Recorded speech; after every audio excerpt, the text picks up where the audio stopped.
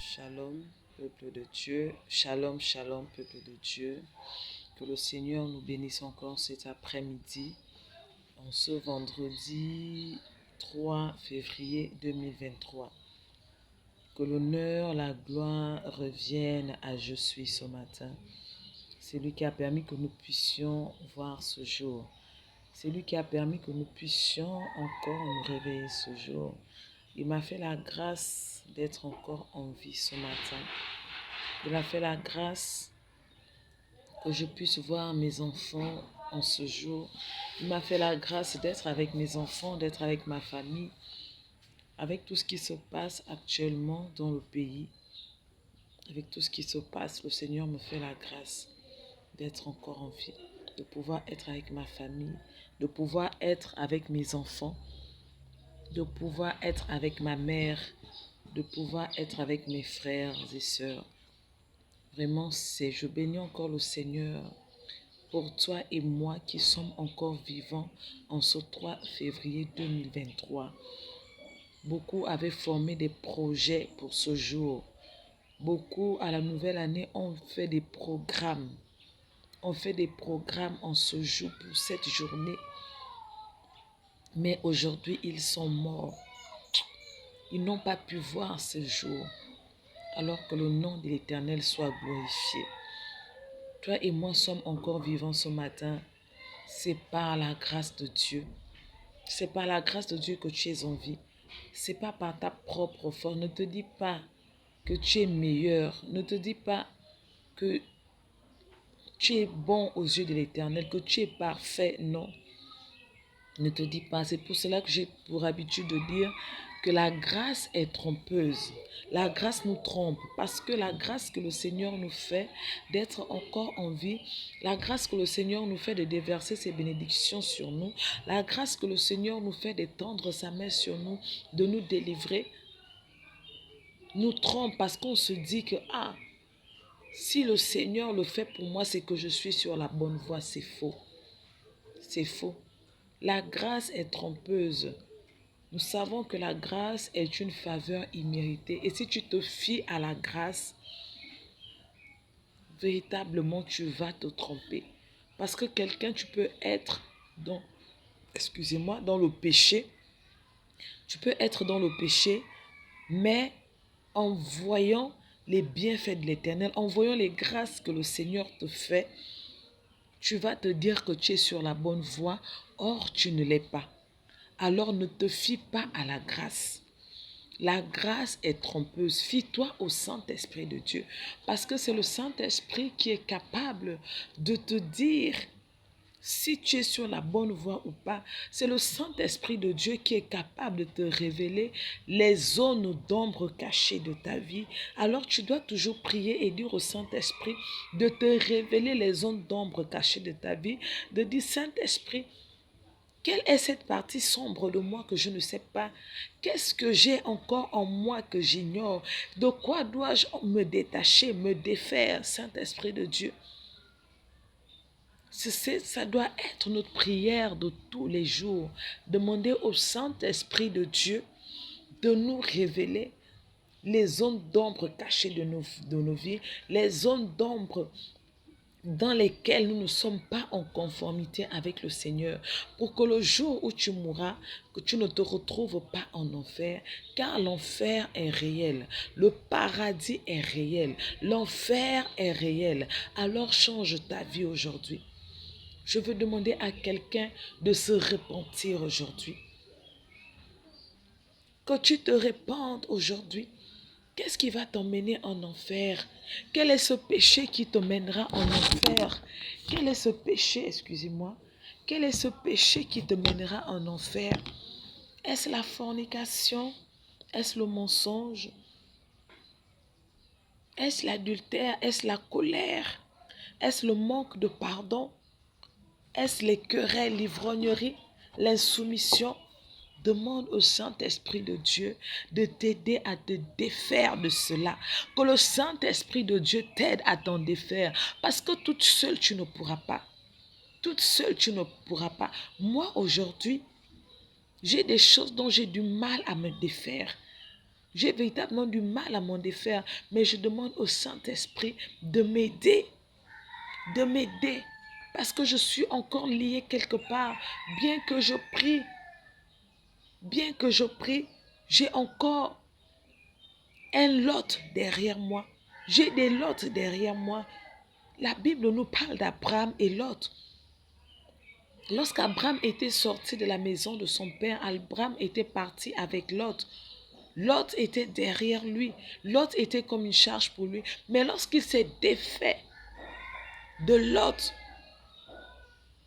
le Seigneur a commencé à beaucoup se manifester dans sa vie. Il y a des lots que nous traînons avec nous. Quel est ce lot? Est-ce le mensonge? Quel est ce lot? Est-ce l'hypocrisie? Est-ce l'ironie? Il faut les temps que nous puissions nous en défaire. Il y a des péchés que nous avons du mal à abandonner. Mais si nous demandons au Saint-Esprit de Dieu de nous aider, il va nous aider. Si nous demandons au Saint-Esprit de Dieu de nous délivrer, il va nous délivrer. Mais si nous décidons de le faire par notre propre force, nous ne pourrons pas. Le même péché viendra. Il n'y a que le Saint-Esprit de Dieu seul qui puisse nous délivrer. Alors présente ton péché à Dieu. Présente ce dont tu as du mal à t'en défaire à Dieu et reconnais devant Dieu que Seigneur, seul je ne peux pas. J'ai tout essayé. Je t'ai demandé pardon. Je reprends toujours. Par ma propre force, j'ai envie d'abandonner. Par ma propre force, j'ai envie de m'en défaire. Mais Seigneur, je n'arrive pas. Alors Père, aide-moi par ton esprit. Aide-moi par ton Esprit Saint à me défaire du mensonge, à me défaire des murmures, de l'hypocrisie, des critiques, de l'insoumission. Demande cela à Dieu. Demande cela à Dieu. Le but final du chrétien, c'est le salut. Lorsque nous sommes sur la terre, nous devons travailler pour notre salut. Nous devons travailler pour notre salut. Nous devons travailler, nous devons œuvrer pour notre salut. Nous devons travailler pour Dieu, pour le salut. Nous devons travailler lorsque tu as le ministère. Tu dois te lever, demander au Saint-Esprit de t'accompagner et œuvrer pour le Seigneur. Là. Alors, qu'est-ce que tu as? Autant que nous sommes, nous avons des dons en nous. Nous avons des ministères en nous. Tu as un don. Tu as des dons que Dieu t'a donnés. Mais tu es assis. Le Seigneur nous demandera des comptes de ce don. De ce qu'il a donné, de ce qu'il a déposé en nous pour son peuple. Cette année, il faudrait que nous puissions nous lever pour Dieu. Que l'année 2023 soit une année où nous nous réconcilions avec Dieu, où nous nous levons pour dire que Seigneur, nous voulons faire pour toi, car Dieu est un businessman. Dieu dit que si nous faisons pour lui, il fera pour nous. Dieu est un businessman. Dieu, c'est du donnant. Tu fais pour lui, il fait pour toi. Il me l'a dit il n'y a pas longtemps. Il m'a dit, tout ce que tu demandes, je peux te le donner. Seulement si tu fais pour moi. Il m'a dit, si tu fais pour moi, je ferai pour toi tout ce que tu me demandes. En cette année 2023, le Seigneur me l'a dit. Toute prière que je lui adresse, toutes les demandes que j'adresse depuis, je ne vois pas. Mais il m'a dit que si tu fais pour moi, je ferai pour toi. Je ferai pour toi. Alors il est temps que tu acceptes de faire pour le Seigneur Jésus-Christ. Que tu te lèves, que l'année 2023, que nous puissions nous lever, que nous puissions travailler pour le Seigneur, que nous puissions nous lever, car il nous appelle. Il nous appelle. Cette année, nous devons aller dans une autre dimension avec le Saint-Esprit de Dieu. Le Saint-Esprit de Dieu doit être réel en nous, palpable à travers les œuvres, à travers nos œuvres. Le Seigneur m'avait dit, que cette année, c'est une année de grâce et de salut. Le salut, c'est la délivrance. Une année de grâce. Cette année est une année de grâce. C'est-à-dire que, comme on dit, la grâce est une faveur imméritée. Donc, si tu rentres dans cette connexion en 2023 de grâce, tu recevras ce que tu as demandé, car c'est une année de grâce. Le Seigneur ne va pas regarder à ce que tu fais. Profites-en. Profites-en. Attache-toi au Seigneur Jésus. Ouh là là. Désolé, le téléphone là ne tient pas. Ça ne tient vraiment pas. Je suis désolée.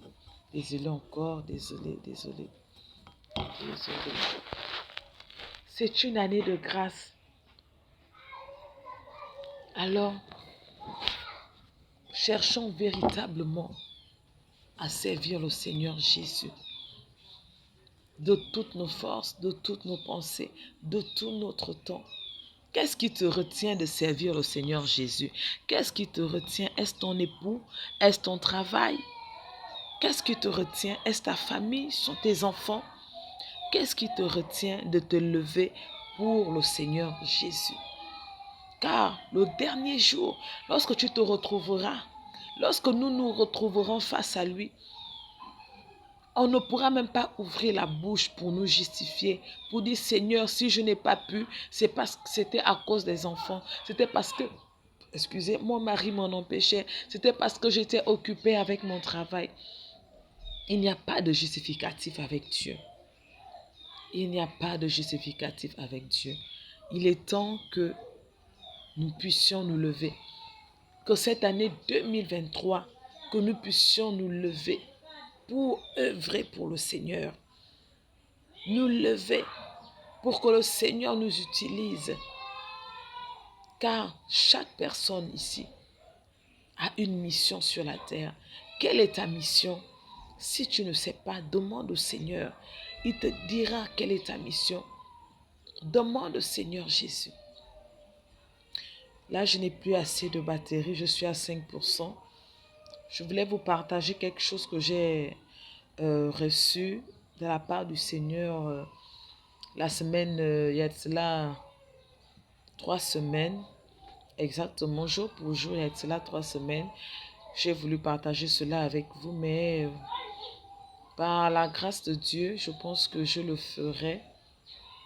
En tout cas, je le ferai, je partagerai cela. Si ce n'est pas ce soir, c'est demain, s'il plaît à Dieu. Je voulais partager quelque chose avec vous concernant le baptême, mais le Seigneur fera grâce.